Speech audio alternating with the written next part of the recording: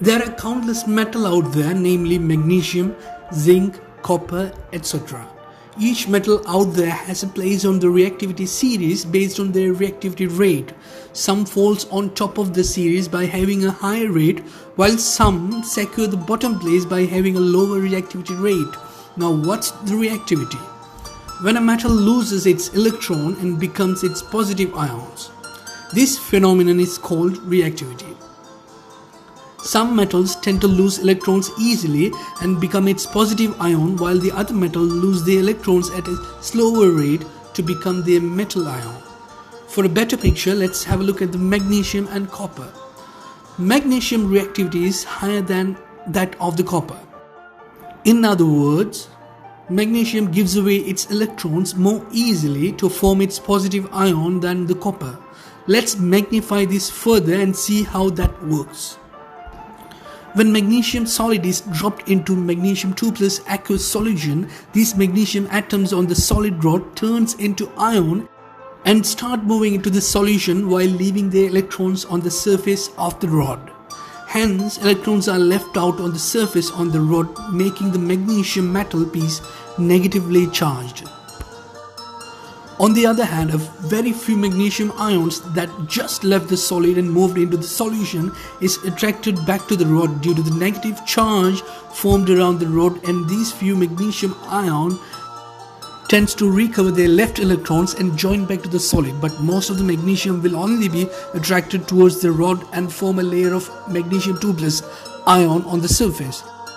However, the leaving of ions from the metal into the solution and the joining of ions back with the metal establishes a dynamic equilibrium until the rate at which ions are leaving the surface equals the rate at which they recover the electrons and join the metal piece. However, in case of magnesium, the equilibrium favors the left side of the reaction, where the magnesium is converted to its ion, while the right side, or where the magnesium ion is back to its solid state, is less favorable. Well, because only few magnesium reclaims their electrons and move back to metal, while most of them are converted to ion. Now in case of copper, dropping its solid into its respective copper 2 plus aqueous solution, and the dynamic equilibrium is established as in the previous example. But what differs here is the equilibrium in copper favor more towards the right, where the copper ions are turned back to the copper solid.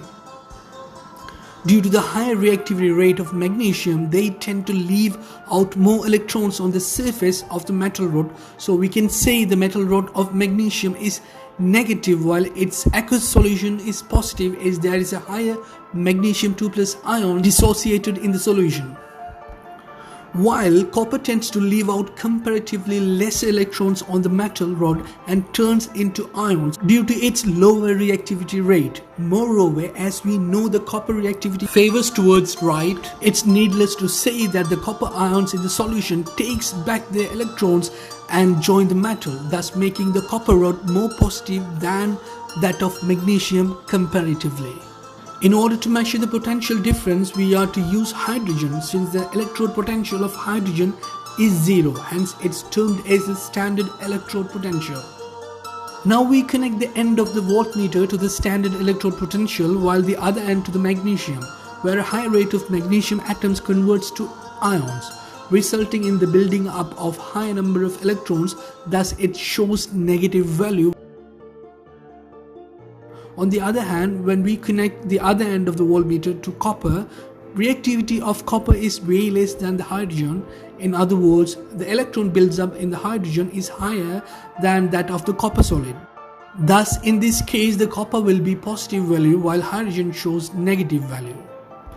For evidence, have a look at this E0 value. You can see copper has plus 0.34 value while magnesium got a minus value, so that explains the reason for positive and negative value. In our question, we got 3 metals, and we understand that the oxidation of the 3 of them displays a varying order. And what is oxidation? Oxidation involves the loss of one or more electrons from chemical species and become its ion, while reduction involves the gaining of one or more electrons from a chemical species. Yes, I see you can tie a knot now between the knowledge we gained from our previous topic and this topic. We now know that a metal with a high reactivity tends to remove electrons more easily. It's also fair to say that the metals with a higher oxidation tends to remove electrons more easily. Now we gotta figure out which possess a high oxidation. In a sense, they are metals whose solid will leave behind electrons more easily and move into aqueous solution as ions. Due to the high buildup of electrons, it will be negatively charged. Contrastingly, in case of metals with a very lower oxidation, or those metals that could reduce itself would go through an opposite scenario, it will be positively charged. In the question we got A, B, C. Since B is being oxidized in both A and C, we can tell that B got the highest oxidation ability. Hence, it has to be the metal with highest negativity. And in the question, B has to be the zinc.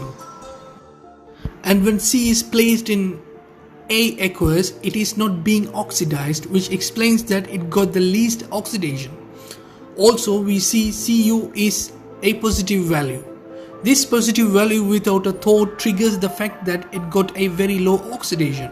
Hence our C has to be the Cu, that is copper, and A remains with Pb. So the correct answer is the first one.